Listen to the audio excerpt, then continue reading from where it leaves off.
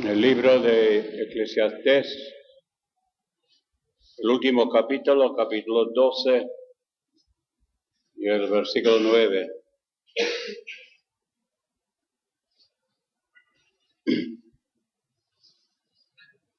Y cuanto más sabio fue el predicador, tanto más enseñó sabiduría al pueblo. E hizo escuchar, e hizo escudriñar, y compuso muchos proverbios. Procuró el predicador hallar palabras agradables y escribir rectamente palabras de verdad. Las palabras de los sabios son como aguijones y como clavos hincados son las de las maestras de las congregaciones, dadas por un pastor. No voy a leer más ahora, seguiremos con este tema, enseñanza expositivo. Por supuesto, debo hablar algo acerca de preparación, porque la predicación expositiva no se aprende en un día. Tampoco yo lo he encontrado que no lo va a aprender tampoco de un libro de homilética. Vivimos en días cuando, hablando en términos generales, no desean estudios bíblicos. Es preferido, en lo general, sermones con lenguaje algo floreado. Hemos escuchado muchos, pero después de analizarlo bien, es muy poca enseñanza doctrinal que tienen. En los primeros días o años del movimiento de los hermanos, la exposición de la palabra de Dios fue algo muy grande. Y uno de los puntos más fuertes entre los hermanos. Y hermanos instruidos en la palabra abrieron las escrituras, y toda la congregación estaban seguras de recibir un mensaje provechoso. Hay grande necesidad de enseñanza, pero de enseñanza sostenida, de enseñanza sistemática en las asambleas. Y si encontramos en el Nuevo Testamento a dos grandes enseñadores, la capacidad de Pablo y de Bernabé, sentían la necesidad de quedarse un año en Antioquía con el propósito de instruir a los creyentes. Sería una necedad pensar que algunas reuniones de ministerio periódicamente ha de suplir las necesidades de las iglesias. La Biblia, como un libro entero, debe ser estudiado, pero no es estudiado debidamente hoy día. Y las predicaciones son algo elementales y sin mucha variación. Un crítico literario fue preguntado lo que desearía él hallar en un predicador, y contestó que deseaba un hombre que había estado con Dios durante la semana y que le traería grandes verdades el día domingo. Hoy día, muchas veces hay un dirigente de canto, pero yo no estoy hablando en contra del canto porque me gusta el canto. Pero digo esto de paso. Dicen que es para preparar el ambiente.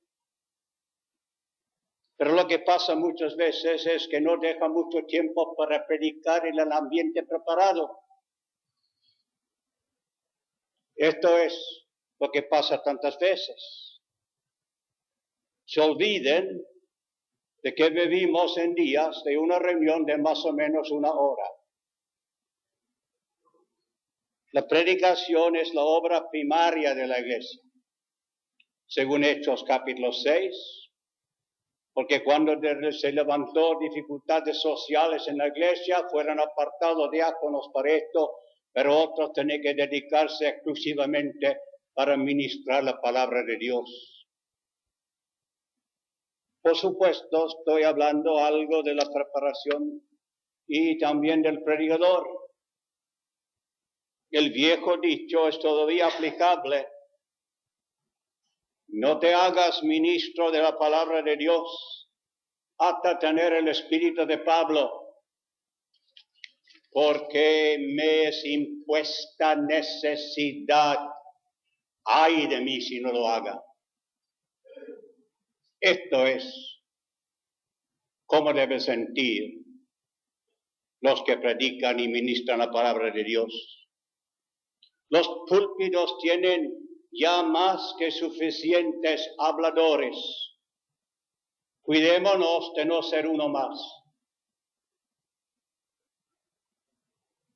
La predicación expositiva demanda más que elegir un pasaje o un versículo de aquí, de allí, de diferentes partes de la Biblia. Debemos tener un método de leer la Biblia. Debe ser leída mucho, saturar nuestros seres con la palabra de Dios. Debemos tener un método, y uno de los mejores que yo conozco es aquel de McChain. 4 capítulos por día, y al fin del año he leído el Antiguo Testamento una vez, el Nuevo Testamento 2 veces y los Salmos 2 veces. Y así la palabra llega a ser parte del ser. Cuanto más que la Biblia es escudriñada, tanto más será amada. Y al leerla pasaje tras pasaje se presentará como tema por un mensaje. Nunca va a faltar temas. Aquellos que leen la Biblia así. Sería bueno tener un cuaderno. Y al presentar un texto, un pasaje, escribir este pasaje en una hoja de ese cuaderno,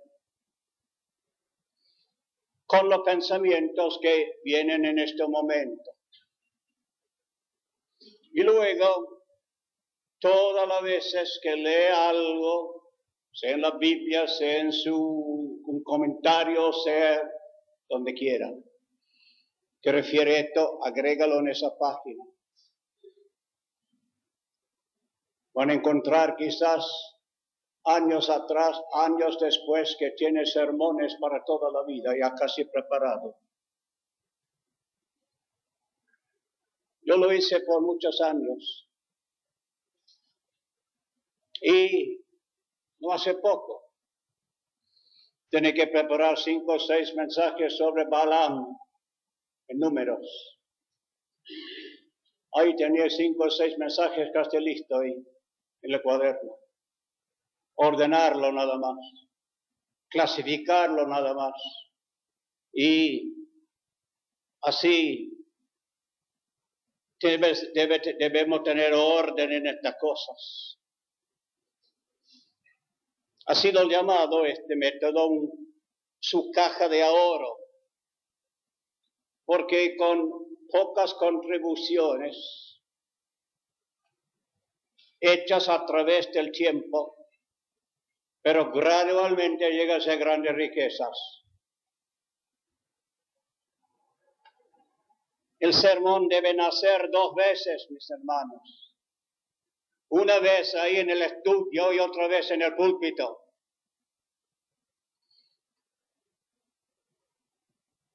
Y también diré algo más que debemos recordar,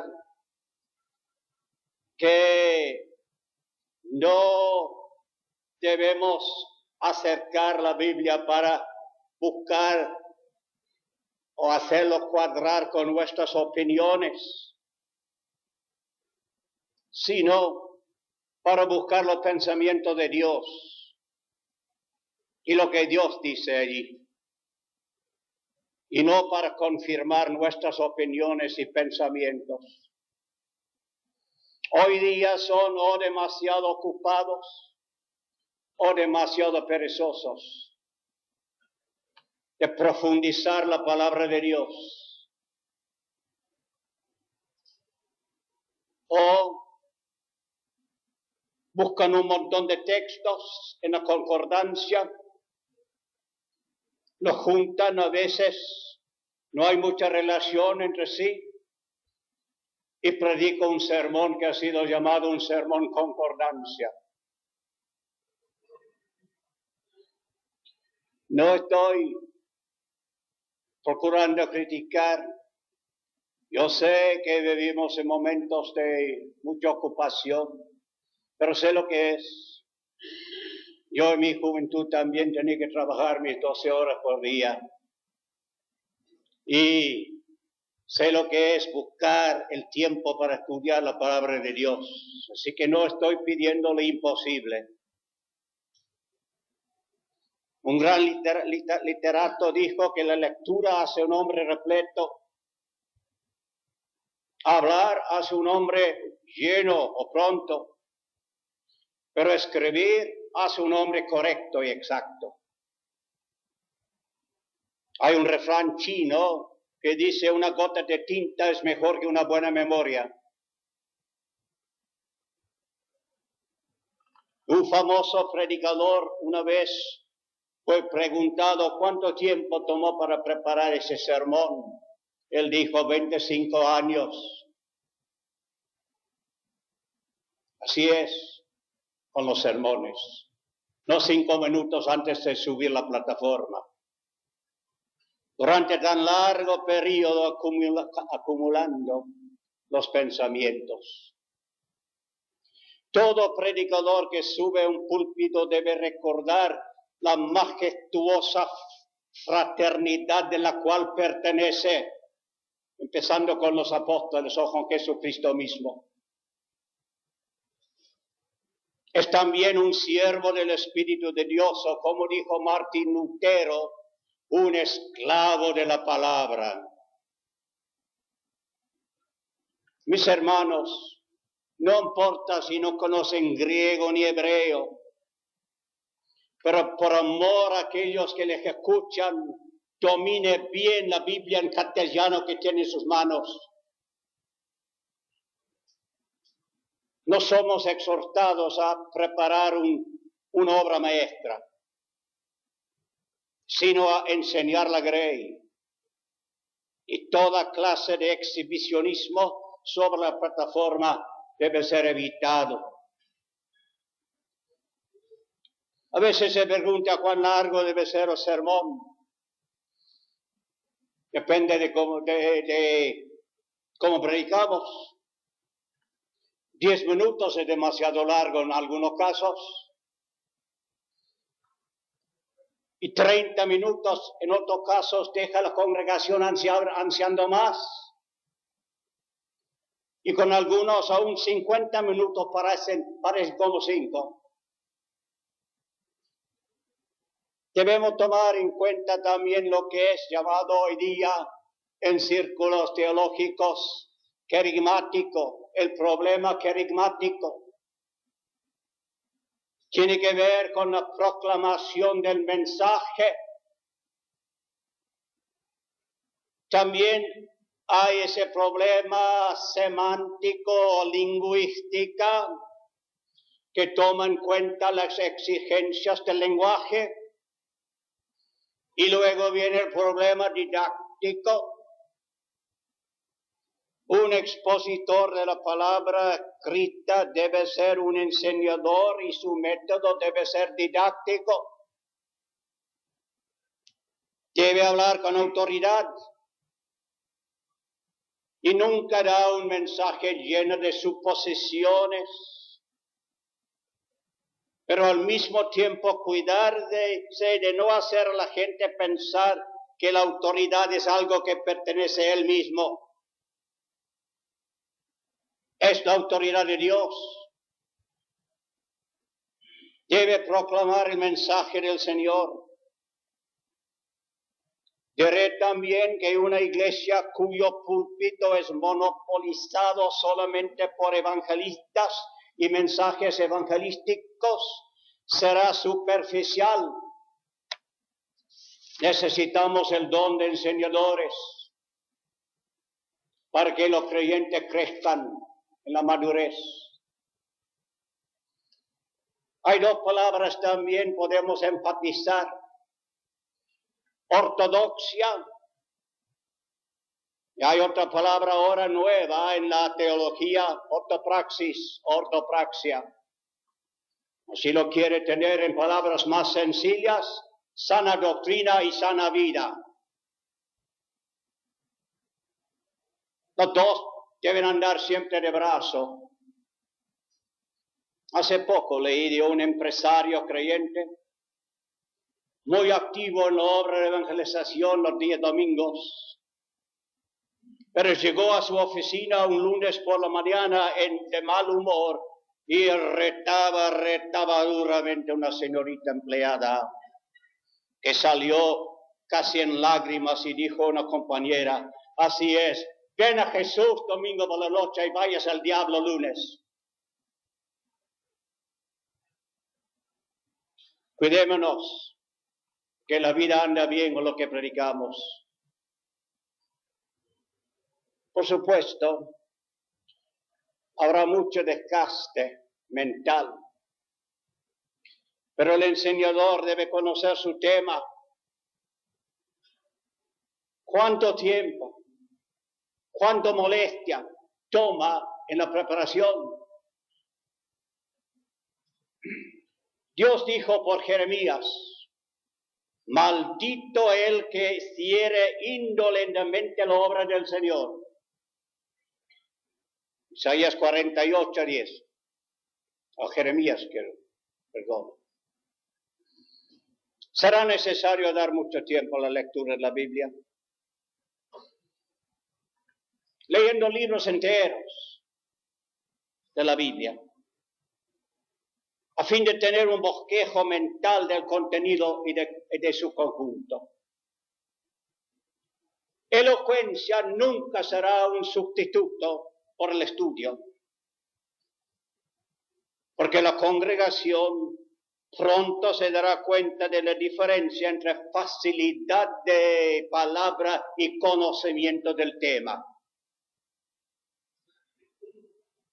Y al estudiar un libro de la Biblia, debe concentrarse sobre el lugar donde fue escrito, si quieres enseñar expositivamente, el lugar donde fue escrito, la persona que lo escribió, el periodo de época en la cual fue escrito, aquellos a los cuales fue escrito, el propósito, el plan de este libro. Hay que tomar todo esto en cuenta. En el capítulo 12 de Eclesiastés que he leído tenemos consejos acerca de la predicación. Y el Espíritu Santo nos da un retrato del carácter de un predicador sabio. Nos convendría mirar un poco esa miniatura. El Talmud de los judíos menciona 4 clases de estudiantes. Los que son como una esponja que chupa todo y no larga nada. Por lo menos hay que prestarlo bien para que largue. Los que son como un embudo que recibe por un lado y larga todo por el otro. Los que son como el colador que deja pasar el vino y queda con las heces. Y aquellos que son como una criba o tamiz, que larga la paja y se queda con el trigo. El predicador de Eclesiastes 12 ha separado el trigo de la paja y ofrece el verdadero trigo del cielo. Y esta es la obra de todo expositor de la palabra de Dios. Notemos dos o tres cosas acerca de él. Fue diligente. Y mis hermanos, es algo esencial si quisieron llegar a ser expositores de la palabra de Dios. Será necesario investigar,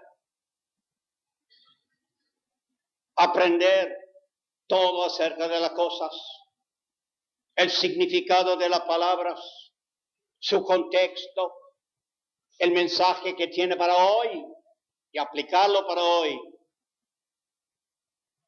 Es necesario escuchar a Dios y escudriñar el mensaje o la revelación que Él nos ha dado. Tenemos lo que podemos llamar la unión y combinación entre el pensamiento y la expresión de este pensamiento, o entre investigación y enseñanza. Enseñó sabiduría. Los hechos, no teorías. La verdad y no sentimientos. Escuchó y escudriñó. La tentación de muchos que tiene una facilidad de palabras es de ser perezosos y confiar demasiado en su fluidez de palabra. Pero los pensativos pronto notarán el defecto. Yo recuerdo en un seminario, fue invitado un hermano muy elocuente, predicador. Por supuesto, debe haber desarrollado cierto tema. Pero habló con bastante fluidez, pero muy evidente que no había estudiado su tema. No es necesario decir que nunca fue invitado más. No se hace nada bien sin la diligencia. El predicador aquí en este Eclesiastés no dependió exclusivamente de lo que había descubierto otros. Él mismo escudriñaba las cosas. No fue a su trabajo mal informado. Debemos averiguar si lo que vamos a decir es cierto o si no es cierto, porque muchas cosas no ciertas se dice de la plataforma. No vayamos con nuestras propias opiniones, sino con las bien establecidas verdades de Dios. Los que exponen la palabra deben ser repletos, bien informados, saber comunicar la verdad. Nuestro Señor dijo en Mateo 13, por esto todo escriba docto en el reino de los cielos es semejante a un padre de familia que saca de su tesoro cosas nuevas y cosas viejas. Enriquecemos a nosotros mismos al impartir conocimiento a nuestros hermanos. Como el aceite de la viuda no aumentó en el vaso, sino al repartirlo. O los panes del muchacho no fueron multiplicados en sus manos, sino al romper y distribuirlos. El talento no va a aumentar envuelto en un trapo, sino por negociarlo. Notemos otra cosa, el predicador procuró hallar palabras agradables o palabras deleitosas. Buscó la forma más atractiva, palabras que alcanzan el corazón. Un expositor sabio no ha de ser contento solamente con conocer las Escrituras. Con todo lo que conoce, va a buscar cómo ponerlo en forma agradable, amena. No significa que debemos hacer del lenguaje un objeto en sí, sino procurar dar a los pensamientos santos una expresión digna. No es que debemos buscar palabras para agradar al hombre, palabras lisonjeras, de sabiduría humana, palabras habladas con buen gusto. Esto es lo que significa aquí. Y aún las palabras de reprensión y las palabras de advertencia pueden ser habladas con simpatía y con amor y con comprensión, pero al mismo tiempo sin acomodarnos a las ideas corrientes. En verdad, las palabras de la exposición son para mostrar la hermosura de la santidad, de cuán hermoso es Dios y cuán deleitoso es su servicio y su palabra. Palabras agradables, no difíciles, con montones de citaciones del griego o del hebreo. Tal cosa podría ser bien en el aula de la escuela bíblica. Pero en las reuniones públicas donde hay muchos que ni siquiera hablan tan bien como yo me pongo entre ellos, ni tan bien el castellano. Bueno, no necesitamos esto. Y no palabras aburridas. Palabras que captan la atención. Palabras de verdad. Cuidémonos que será así. Y aun cuando usamos ilustraciones, anécdotas, historias, averigüemos, mis hermanos, si son ciertas estas cosas, estas ilustraciones. Hemos tenido el infortunio de escuchar a veces cosas muy dudosas y cosas positivamente erróneas. Sacamos todo del gran propósito de la verdad de Dios. Luego vemos palabras como aguijones. La palabra debe alcanzar la conciencia.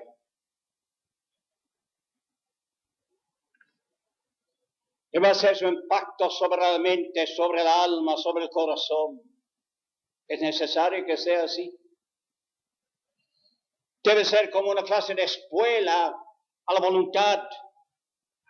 Y nadie debe sentirse ofendido porque la palabra es punzante, porque es viva, es eficaz, es cortante, más cortante de una espada de dos filos.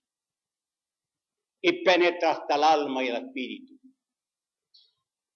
En nuestras exposiciones de la palabra debe haber algo de esta energía viva de la palabra de Dios. Y habla luego de palabras como clavos, hincados. No es necesario que todo sermón tenga 3 puntos. La verdad es que si todo sermón que predicamos tenga 3 divisiones, y podría llegar a ser muy monótono. Siempre lo mismo. Las verdades deben quedar fijadas por la repetición, por la insistencia. Esto de fijar verdades en la mente es de vital importancia. Supongamos que nuestra intención es exponer una doctrina o un pasaje. El tema debe ser bien pensado y bien estudiado. Muchas veces un predicador que no ha estudiado ni preparado mucho, él le viene encima la noche cuando tiene que predicar. Su método es tomar un capítulo, un pasaje y comenzar con un versículo, dice un poquito y saca y sigue el otro y sigue el otro y dice lo que es obvio para todos.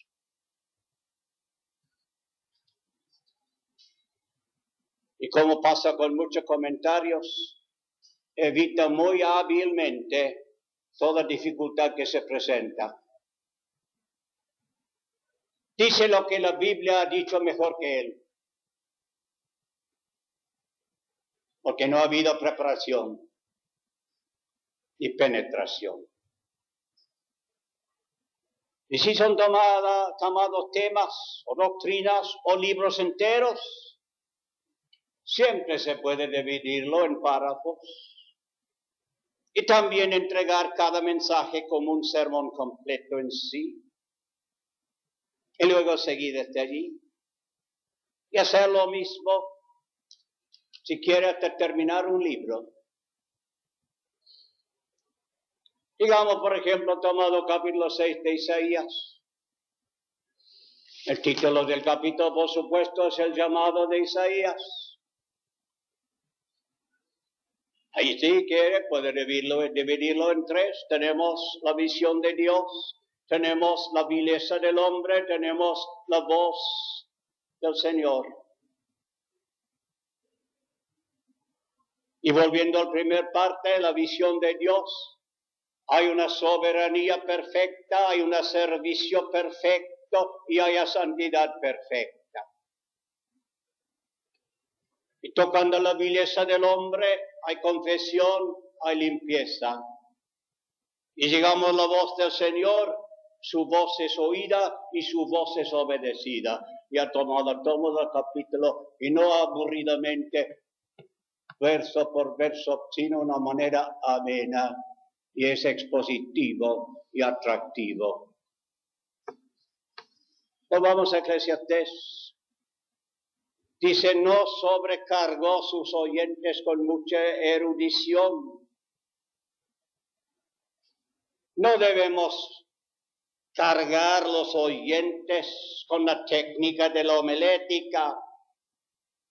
Un médico que está atendiendo a un paciente no está hablándole de anatomía todo el tiempo. No debe ser un ensayo, sino el mensaje que va al corazón. Y no debemos olvidar que los que nos escuchan son carne y hueso como nosotros y se cansan cuando un sermón nunca termina. Él habló también de la multitud de libros. Yo diré que los gigantes de la teología dejaron a un lado muchos libros, no lo tocaban, a fin de poder concentrarse en esos libros que ha de edificar a ellos y preparar a ellos. Los que conocen un poquito de todo tema bajo el sol, por lo general no conoce ni uno de estos temas muy bien. Por lo tanto, aconsejo a leer lo que le ayuda en la exposición de la palabra de Dios y no pasar demasiado tiempo con otras cosas.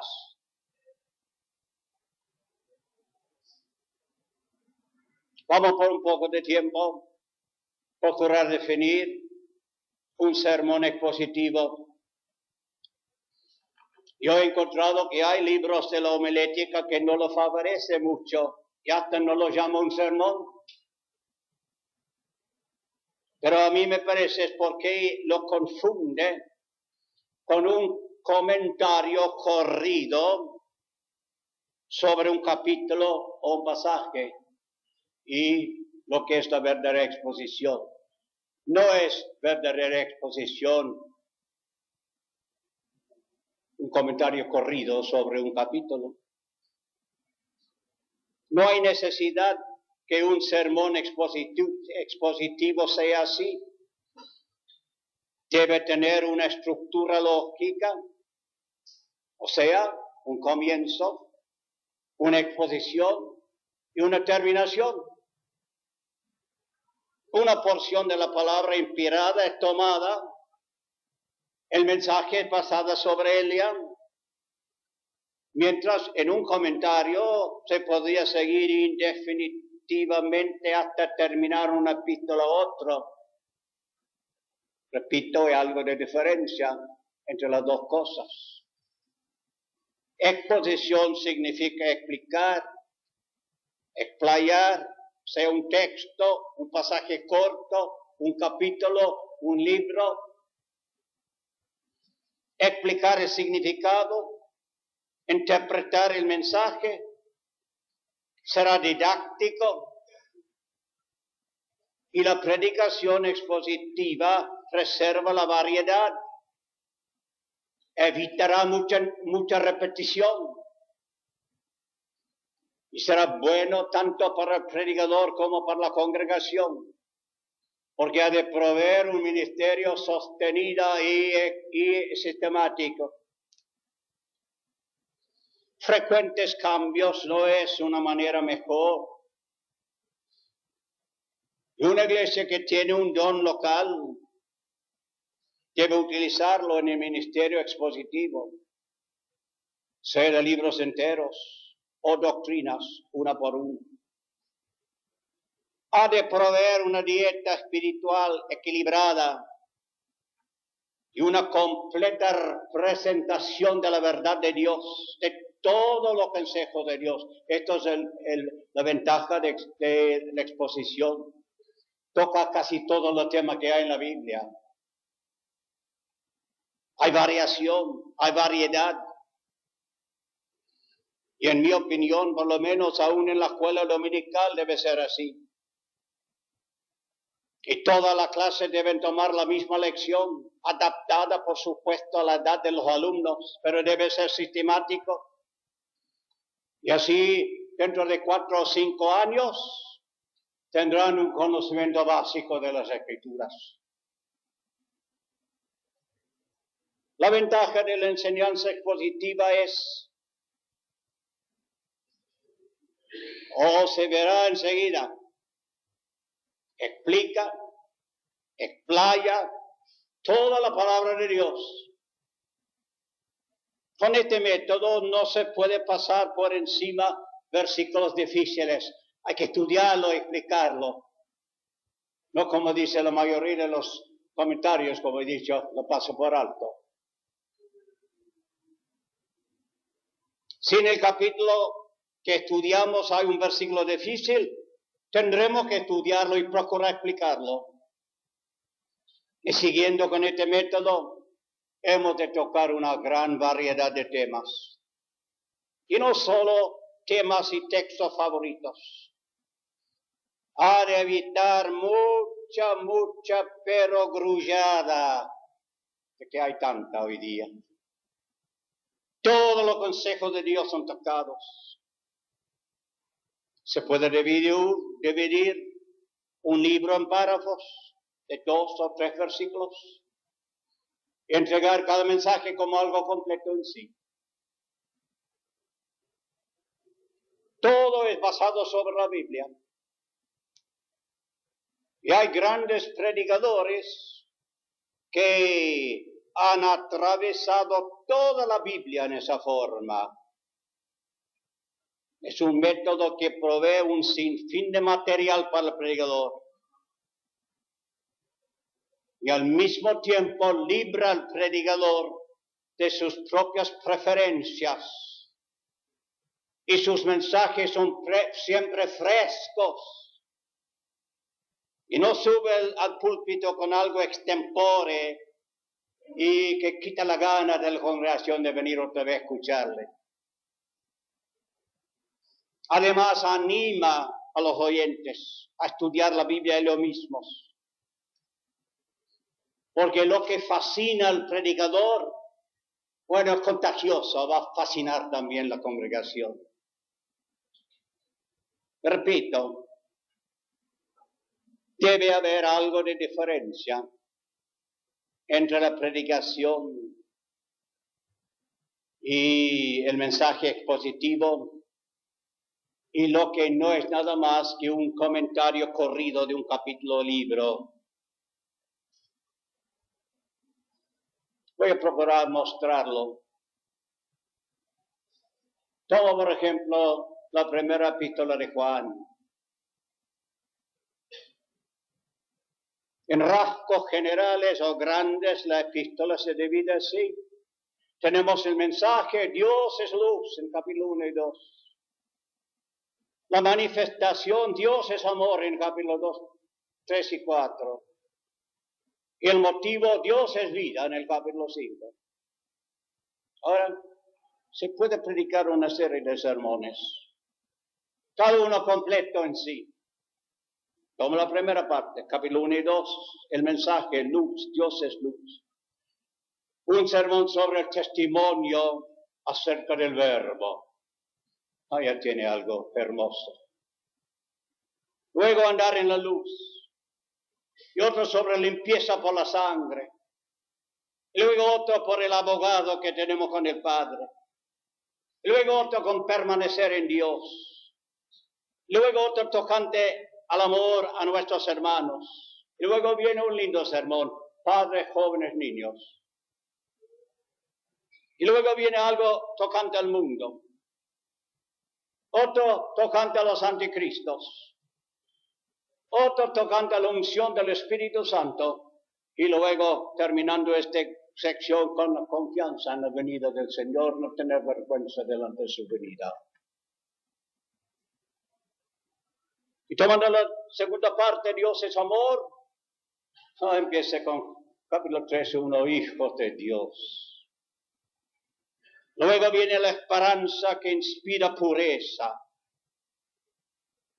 Luego viene uno sobre la prueba del amor, el modelo del amor, la práctica del amor, las protestaciones del amor, la medida del amor, amor perfecto, amor maduro, amor mutuo.